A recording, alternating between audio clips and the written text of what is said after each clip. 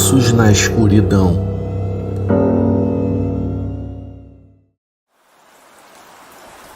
Boa noite a todos. Eu me chamo Viviane e sou de Anápolis, em Goiás. O que aconteceu comigo se dividiu em duas etapas da minha vida.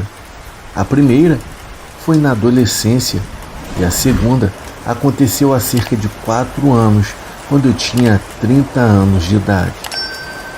Na primeira vez em que esse fato aconteceu, eu tinha 15 anos e até hoje eu não entendo direito por que aquilo ocorreu. O que me levou a trazer essa história até a vocês é que tudo começou do nada e da mesma forma parou de repente. Esse período durou quase uma semana e as noites em que isso aconteceu foram tão perturbadoras que me atrapalharam a dormir. Eu cheguei até perder o horário da escola. Lembro com certo arrepio da primeira vez que isso aconteceu. Era uma madrugada silenciosa e eu estava dormindo profundamente. De repente, eu fui acordada por sons de passos fortes. Na hora eu arregalei os meus olhos e comecei a procurar de onde vinha aquele barulho. Eram passos de alguém que parecia estar descalço e dava para ouvir até o som dos estalos no piso conforme se movimentava pela casa de um lado para o outro. O medo foi tomando conta de mim por um momento e cheguei a pensar que fosse a minha mãe, pois os quartos eram interligados. Eu estava prestes a me levantar e perguntar o motivo dela estar andando de um lado para o outro, mas eu desisti quando eu percebi que os passos não paravam. Muito pelo contrário, ficavam cada vez mais altos e próximos do meu quarto. A minha reação foi ficar deitada de olhos abertos, ouvindo aquilo sem entender nada. Com o tempo, eu acabei pegando no sono, mesmo com aquela situação assustadora no corredor da casa. No dia seguinte, ao voltar da escola para almoçar, perguntei à minha mãe se havia sido ela andando pelo corredor com as luzes apagadas. Foi aí que eu senti um arrepio, pois ela me olhou com perplexidade e disse que não havia sido ela. Perguntou por que eu estava fazendo aquela pergunta e disse que não tinha motivo para fazer algo assim. Meio sem graça, eu respondi que provavelmente eu havia tido um sonho ruim e encerrei logo aquela conversa. Porém, passaram-se alguns dias e novamente veio uma outra madrugada apavorante. A situação bizarra se repetiu e começou a ficar cada vez mais frequente. Porém, na terceira noite foi que as coisas pioraram de vez. Aqueles passos incansáveis ficaram ainda mais fortes e pesados, como se fossem abrir um buraco no chão. Naquela noite eu não consegui dormir de tão apavorada e acabei até perdendo a hora do colégio na manhã seguinte. Ao acordar atrasada, fui diretamente falar com a minha mãe. Eu estava irritada e assustada ao mesmo tempo e perguntei novamente se era ela andando pela casa. Expliquei que eu não conseguia dormir há quase uma semana e pedi para ela parar com aquilo. Porém, mais uma vez, ela me olhou séria e negou. Sugeriu até que talvez eu fosse sonâmbula, mas até onde eu sabia, eu nunca tive esse problema e ninguém jamais mencionou algo assim. A minha mãe ficou preocupada e naquele dia perguntou como eram os passos. Eu contei em detalhes como eu estou descrevendo agora. Ela ficou intrigada e pediu que, caso os passos voltassem, eu a chamasse, e acabei concordando. Então, depois dessa conversa, chegou a noite e, como esperado, os passos voltaram no mesmo horário de sempre. Então me lembrei do pedido da minha mãe e me levantei vagarosamente para chamá-la. No entanto, no momento em que eu fui até a porta, os passos começaram a diminuir, como se soubessem que eu estava prestes a sair do quarto. Naquele momento eu me travei de medo. Algo muito estranho estava vagando na casa e eu não sabia o que era. Eu fiquei deitada ouvindo cada som da casa. Por várias vezes eu tentei chamar a minha mãe, mas não consegui. Era como se os passos esperassem alguma reação minha. Depois de muito medo, eu acabei adormecendo. E quando eu acordei, ainda com o coração disparado, corri para contar à minha mãe. Ela reafirmou que não era ela. Eu passei o dia inteiro confusa, com medo do que poderia acontecer na próxima noite. Porém, sem explicação, os passos simplesmente desapareceram. As noites seguintes foram silenciosas. O tempo passou e 15 anos se foram. Eu já nem pensava mais naquelas madrugadas terríveis. Aos 30 anos, já morando em outra casa e sem a minha mãe que havia falecido, algo inexplicável aconteceu novamente. Era uma madrugada de quarta para quinta-feira. E do nada, aquele pesadelo voltou, sendo que dessa vez os sonhos estavam muito mais próximos, andando em círculos ao redor da minha cama. O barulho passava pelo quarto das minhas irmãs, que ficava ao lado, e voltavam para o meu. Os passos eram muito mais fortes e pareciam que quem os fazia usava roupas pesadas, como por exemplo um casaco que produzia som com os movimentos. Eu até pensei que fosse um ladrão na hora, mas de repente eu senti uma respiração gelada no meu rosto, como se alguém soprasse perto do meu ouvido, tentando me dizer algo. Naquele momento, eu tive a certeza de que aquilo não era desse mundo. Essa última experiência durou 2 noites seguidas. Dessa vez, uma das minhas irmãs também ouviu os passos.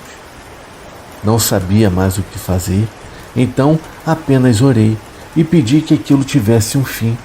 E parece que deu certo, porque nunca mais aconteceu novamente. Pessoal, esse é o meu relato. Eu não sei dizer o que pode ter sido esse fenômeno ou o que era aquela coisa que me perseguia na adolescência e acabou reaparecendo na fase adulta. Mas uma coisa é certa, seja lá o que for essa entidade, me traumatizou profundamente. Boa noite.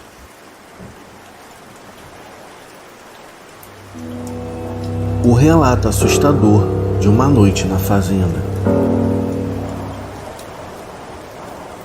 O meu nome é Ana, eu tenho 34 anos de idade e o que eu quero compartilhar com vocês é um relato que aconteceu com meu tio no ano de 1995. Na época, eu tinha apenas 4 anos de idade e um irmão recém-nascido, o Rafael. Tudo isso aconteceu algumas semanas antes da Páscoa daquele ano, bem durante o período da Quaresma. Foi nesse momento que fomos surpreendidos por algo apavorante. Enfim, foi desse jeito. Eu nasci em Porto Alegre, no Rio Grande do Sul, e a maior parte da minha família é daqui mesmo. Eu tenho alguns parentes no Sudeste, mas não mantenho muito contato, pois boa parte dos meus familiares estão espalhados pelo estado, em vários locais no interior, que eu visito de vez em quando. Pelo que o meu pai contou, o meu irmão nasceu em uma manhã ensolarada no final de dezembro de 1994, alguns meses antes do ocorrido sinistro. Nessa época eu era muito nova, então eu não me lembro bem do que aconteceu, mas o meu tio mais tarde me contou todos os detalhes. Após o nascimento do meu irmão, os meus pais decidiram sair de Porto Alegre e passar um tempo no interior, em uma fazenda que era do meu avô já falecido. O lugar estava vazio, tendo apenas um caseiro que cuidava do espaço para não ficar totalmente abandonado ou até mesmo ser invadido. O meu pai conseguiu tirar férias no mês de março, então fomos para lá passar um mês, longe da cidade, para descansar um pouco. mas infelizmente não foi como imaginaram.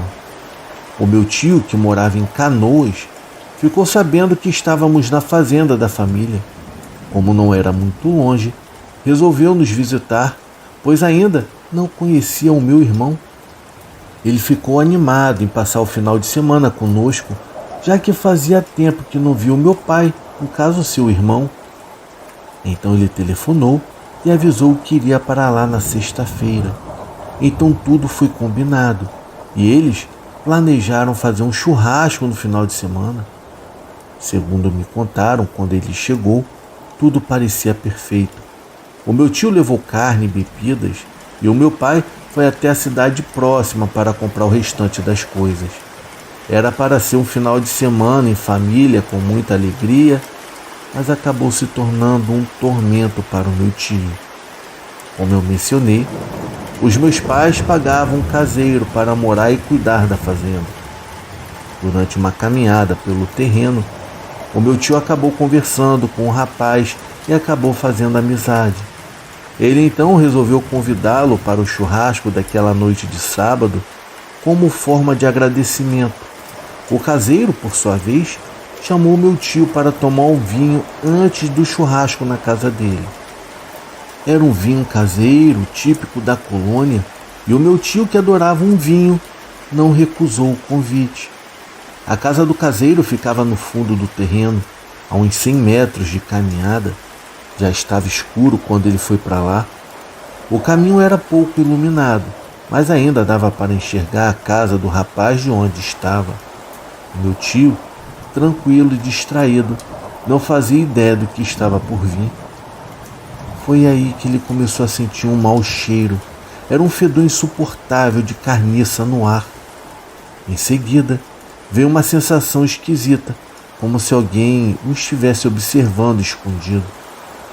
Ele ficou inquieto, olhando ao redor, mas não viu nada. O mau cheiro, no entanto, ficou ainda mais forte.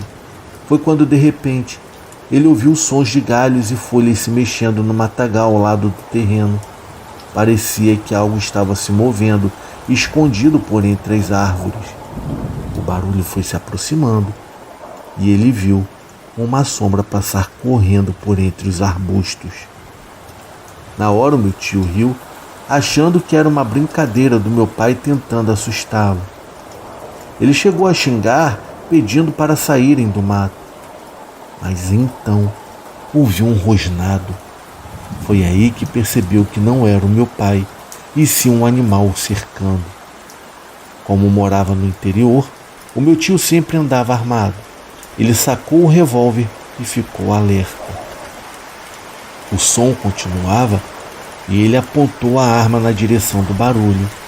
Quando virou, viu algo que o deixou aterrorizado, pois a cerca de 15 metros de onde ele estava, uma criatura enorme surgiu entre as árvores.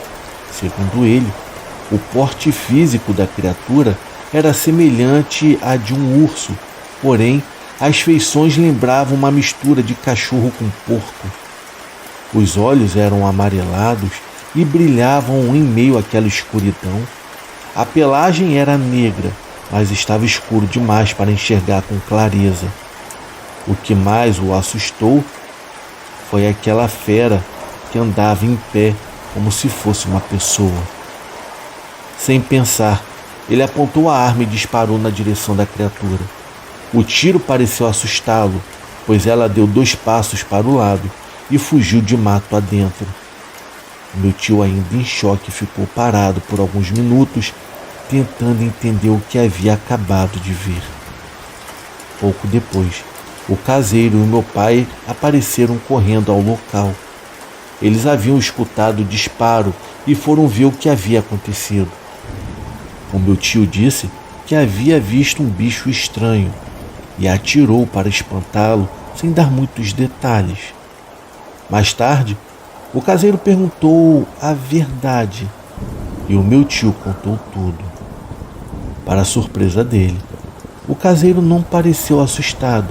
Ele disse que já tinha visto a tal criatura rondando a fazenda em outras noites, especialmente desde o início da quaresma. embora não achasse que a criatura quisesse fazer mal. O caseiro, por sua vez, recomendou evitar sair durante a noite. No dia seguinte, o meu tio conversou com meu pai e sugeriu que voltássemos logo para Porto Alegre, especialmente por causa do bebê recém-nascido que ainda nem era batizado. O meu pai acreditava no sobrenatural e, confiando no irmão, decidiu adiantar a volta. Nada pior aconteceu naquele final de semana, mas esse episódio marcou profundamente o meu tio, que demorou anos para voltar àquela fazenda. Bom, pessoal, esse é o relato que ele me contou. Como eu era muito nova, eu não me lembro bem daquela época, apenas de momentos da viagem. Mas acho que é melhor assim. Algumas coisas é melhor não lembrar. Eu tenho certeza de que aquela noite nunca será esquecida pelo meu tio, que passou por algo completamente assustador. Boa noite. O coveiro e as almas que nunca partiram. Boa noite a todos do canal Terror e Chuva. O meu nome é Francisco e eu tenho 80 anos de idade. E quem está escrevendo este relato, baseado em algumas histórias que eu irei contar agora, é o meu neto Juliano. Eu não entendo nada dessas tecnologias, mas como ele gosta de histórias de terror e sobrenatural, e devido às diversas experiências assustadoras que eu vivi através da minha antiga profissão, ele sempre me pedia para contar. Então, ele mandou essas histórias para vocês. Eu moro em Recife e hoje eu sou aposentado. Eu trabalhei praticamente a minha vida inteira, ou então boa parte dela, como coveiro, no cemitério Senhor Bom Jesus da Redenção ou cemitério de Santo Amaro, como preferir. Pegando bem do início, eu pensava que não teria problemas em trabalhar como coveiro, apesar, é claro, do inevitável medo de estar tão próximo da morte e de pessoas que fizeram a sua última passagem e fizeram daquele lugar a sua última morada. É uma sensação estranha você colocar o corpo de uma pessoa em uma cova, olhar em volta, seus familiares chorando, e logo após todos os procedimentos, aquele vazio, aquele silêncio mórbido em que você olha em volta e não vê mais nada. Apenas urnas, jazigos, covas, vento e pássaros cantando nas árvores. Bom, a minha primeira experiência sobrenatural foi logo após o sepultamento de uma jovem. O sepultamento foi feito e os parentes foram embora.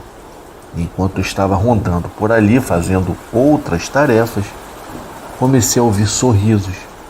Eram quase uma gargalhada de uma criança. Pelo som, parecia ser uma criança de no máximo 9, 10 anos de idade. Olhei e nada. Rodei em torno de 3 urnas e não conseguia ver ninguém. A minha preocupação era que a família, com todo aquele momento difícil, tivesse esquecido ali um garoto. Mas eu não via nada, não tinha ninguém. Então de repente eu vi um vulto passando entre as urnas e corri para pegar, mas não havia mais ninguém. Ali era uma rua sem saída. Ao chegar em uma das urnas, acredito ter visto esse vulto se escondendo. Quando eu olhei, eu vi a foto de um garotinho, de cerca de uns 10 anos no máximo. Aquilo me arrepiou por inteiro. Eu confesso que eu até pensei em procurar um outro trabalho, mas naquela época conseguir trabalho era muito difícil. Então eu tive que segurar o medo e seguir em frente. Eu até conversei com os mais experientes e aos poucos eu fui me acostumando com toda a situação. E quando você se acostuma, é aí que parece que as coisas realmente acontecem. Na minha época, por ter poucas pessoas trabalhando ali, era normal fazer diversas tarefas, até dividir o turno da noite. Eu já fiz a função por alguns meses e nesse período à noite eu já vi homens e mulheres transitando dentro do cemitério. Na hora você até imagina que é alguém querendo aprontar alguma coisa, mas quando você vai fazer a ronda para dar uma olhada, não tem ninguém. São suspiros, assobios e até gritos. Eu já ouvi de tudo. Houveram duas situações muito parecidas que também me deram calafrios. Certa vez, já era tarde da noite, deveria ser umas 11 horas mais ou menos. Foi quando eu vi um homem já bem idoso passar em frente à guarita, indo em direção ao portão de saída. Quando eu vi aquilo, eu me tremi todo, mas eu tinha que conferir o que aquele senhor estava fazendo ali. Quando eu me aproximei, perguntei quem ele era e o que estava fazendo ali naquele local. Ele se identificou como sendo José Antônio e disse que estava indo para casa. De início eu não vou mentir, eu não entendi nada, mas ele insistia para que eu abrisse o portão para ele. Sem ter o que fazer, eu disse que eu iria abrir a porta e então voltei para a guarita para pegar as chaves e quando eu retornei, cadê aquele senhor? Ele não estava mais ali, simplesmente havia sumido. Eu olhei em volta e não achei ninguém. Em uma outra ocasião, em um outro dia, enquanto eu fazia a ronda nas urnas do cemitério, eu vi aquele senhor novamente, mas agora em uma foto, em uma das lápides. O ano do falecimento dele era 1985. Bom, estávamos em meados de 1989, ou seja, era impossível ter visto aquele senhor naquela noite. Com certeza, aquilo ali era o espírito dele. Teve também uma noite em que aconteceu algo parecido, mas foi o oposto. Eu comecei a ouvir alguém chamando no portão. Eram palavras como: "Oh, tem alguém aí? Ei! Oh, tem alguém?" E coisas do tipo. Quando fui ver o que era, tinha um jovem dizendo que morava ali. Na hora eu chamei a atenção dele, falando mais firme, e o mandando ir embora, pois já estava muito tarde para ficar na porta de um cemitério brincando e falando aquele tipo de coisa. Então eu dei as costas, mas nesse momento, atrás de mim, ouvi um barulho muito forte das correntes no portão, como se o rapaz estivesse sacudindo o portão. Foi uma coisa muito rápida, em uma fração de segundos, pois quando eu me virei para dar uma bronca nele, não tinha mais ninguém. Eu corri até o portão, olhei pelas grades para ambos os lados da rua e não vi nada. Foi muito assombroso aquilo ali, foi bem assustador. Teve também uma noite, foi na mesma guarita, em que o tempo todo eu sentia como se tivesse alguém ali comigo. Uma vez eu estava sentado na minha cadeira ouvindo o radinho, foi quando eu senti nitidamente alguém passar por detrás de mim, e o ar era bem gelado, que chegou a bater no meu pescoço. Eu estava ali sozinho, então apenas disse umas palavras do tipo: "Opa, meu amigo, vai com Deus." E a noite seguiu. Mas o caso que mais me marcou foi a de uma jovem de seus 20 e poucos anos de idade. Nesse dia, eu estava chegando para substituir um amigo que estava a trabalho. E nesse momento, estava acontecendo um velório na capela. Eu troquei de roupa e fui lá para ajudar. Já estava tudo pronto para fazer o translado de uma urna até o local do sepultamento. Até aí, tudo certo. Fizemos o nosso trabalho e seguimos com o nosso cotidiano. Porém, os dias se passaram. Eu estava tirando os capins em jarros quebrados em uma das urnas quando eu me deparei com uma jovem muito bonita. Ela estava sentada meio que de joelhos em frente a um dos jazigos. Na hora eu nem me dei conta de que foi naquele jazigo que dias atrás havíamos enterrado uma pessoa. Ela estava cabisbaixa, aparentemente muito triste. Eu me aproximei e perguntei se por acaso estava tudo bem e se ela estava precisando de alguma coisa. Ela apenas olhou para mim e disse que estava com muita saudade dos seus pais. Em meio àquela conversa, eu a questionei porque ela não ia para casa. Ela então me respondeu dizendo que não podia, pois agora morava em um outro lugar e que era impossível morar com eles. Então sugeri que ela os visitasse, já que não podia voltar para casa. Talvez uma visita pudesse ajudar a matar a saudade. Ela disse que até os visitava às vezes e que conseguia por instantes sanar a saudade, mas que os seus pais estavam sofrendo muito. Eu perguntei se eu poderia ajudar e ela disse que sim, que eu poderia dar um recado a eles. Eu, com meu pensamento, ficava imaginando como dar um recado para pessoas que eu nem sabia quem eram, mas deixei ela continuar falando. Então, ela pediu para que eu dissesse a eles que os amava muito e que estava tudo bem e que não eram para se preocuparem, e pediu para que eles cuidassem do filho dela como cuidaram dela, pois tinha certeza de que o filho dela seria muito feliz com os pais. Eu concordei com aquilo, por mais estranho que fosse, pois ela mesma poderia fazer isso.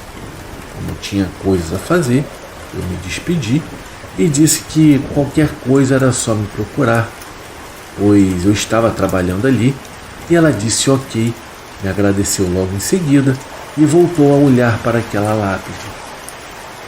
Quando encontrei um amigo nas ruas do cemitério, eu expliquei o que acabara de acontecer. Conversa vai, conversa vem. Ele me perguntou como era essa jovem. Eu expliquei por alto e ele disse que isso era impossível. Eu disse que eu havia acabado de falar com ela. Então ele falou: rapaz, isso é impossível, não tem como. Você lembra de um sepultamento que fizemos dias atrás, que você chegou e só ajudou pois já estava tudo pronto? Eu disse que sim. Então ele continuou: então, rapaz, essa jovem que você descreveu parece ser a mesma jovem que foi enterrada. Eu não podia acreditar, mas ele era amigo de um amigo da família. E depois de um tempo, eu tive contato com a família da falecida. A família veio até o cemitério me procurando para saber que conversa era aquela que eu tinha falado. Eu expliquei tudo novamente para eles e eles me mostraram uma foto da jovem. Quando eu olhei, acho que eu nunca fiquei tão arrepiado em toda a minha vida, pois era a mesma jovem do dia em que eu havia conversado. No dia do enterro, eu não tinha visto o rosto dela, pois o caixão já se encontrava fechado. Então fiz o meu papel, cumpri com a minha promessa e repeti todas as palavras e pedidos que aquela jovem me fez, inclusive sobre o seu filho, e que os pais dela cuidassem dele como cuidaram dela. Eles me explicaram que ela havia falecido no parto, que não resistiu após uma complicação. Então me deram um abraço e ficaram ali mais um tempo diante daquela lápide, e eu me afastei, deixando-os naquele momento íntimo.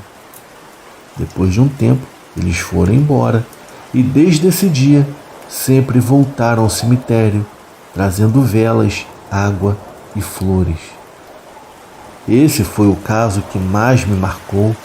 Olha, se eu for contar todos os casos que eu presenciei, vai levar uma vida inteira de histórias. A princípio, eu vou deixar essa aqui para vocês. Muito obrigado pela oportunidade de aceitarem os meus relatos e por responderem ao meu neto. Eu desejo sucesso ao canal e, quem sabe, até um próximo relato. Boa noite.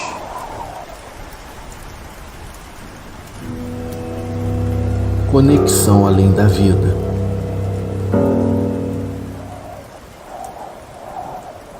Boa noite, pessoal. Esse relato aconteceu muitos anos atrás. Lucas e eu ficamos casados por pouco tempo. Ao todo foram apenas 3 anos, contando o tempo de namoro e noivado. Foram 6 anos no total. Nós nos conhecemos durante uma festa no cemitério da cidade. Sim, você não leu errado. A festa aconteceu mesmo dentro de um cemitério. Tanto ele quanto eu éramos góticos. Andávamos pelo cemitério durante a noite, bebendo vinho e ouvindo música, cada um com uma turma diferente. Para quem não sabe, góticos são pessoas que gostam de músicas sombrias, filmes de terror, livros de poesia simbolista e ficção fantástica. A maioria das vezes, usam roupas pretas, coturnos, correntes e alguns até preferem cabelo armado e maquiagem pesada ao redor dos olhos. Muita gente acha estranho e até acredita que os góticos são satanistas, adoradores do diabo ou ligados à magia negra e outras formas de ocultismo, mas na verdade são apenas jovens que gostam de rock e se vestem de forma diferente. Quando nos conhecemos, tivemos uma conexão imediata. Gostávamos das mesmas bandas, líamos os mesmos livros e enxergávamos a vida de maneira muito parecida. Na mesma noite em que nos conhecemos, já nos apaixonamos e não nos desgrudamos mais. Foi uma paixão muito intensa. Ele escrevia poesias lindas, era um jovem muito bonito e carismático. Toda a minha família gostou dele de imediato, apesar da fama de que os góticos são tristes e deprimidos. Lucas era uma pessoa muito divertida e agradável. Os meus pais gostavam dele, especialmente porque ele era muito trabalhador. Naquela época ele estava terminando a faculdade de nutrição e trabalhava como promotor de vendas em um supermercado em uma cidade vizinha. Ele era um homem dos sonhos de qualquer garota, bonito, inteligente, sensível, trabalhador e estudioso, sem contar que ele era um bom filho. O único problema era que ele gostava muito de beber e quase sempre perdia o controle. Incrivelmente, ele se transformava quando bebia além da conta. Todas as qualidades que eu citei desapareciam. O jeito tímido e calado dele dava lugar a um comportamento espalhafatoso. Ele falava alto, xingava muito e já chegou a passar mal por diversas vezes. Os meus amigos e eu tivemos que carregá-lo para casa em algumas ocasiões. No dia seguinte, ele sempre me perguntava o que havia acontecido, pois nunca se lembrava de nada. Depois que eu contava tudo, ele ficava envergonhado e jurava que nunca mais beberia. Mas é claro, nunca cumpria a promessa. Acredito que ele se fechava tanto no próprio mundo que de alguma forma via na bebida uma forma de se libertar. A bebida era como um trampolim para a vida que ele queria viver, mas que a timidez o impedia de alcançar.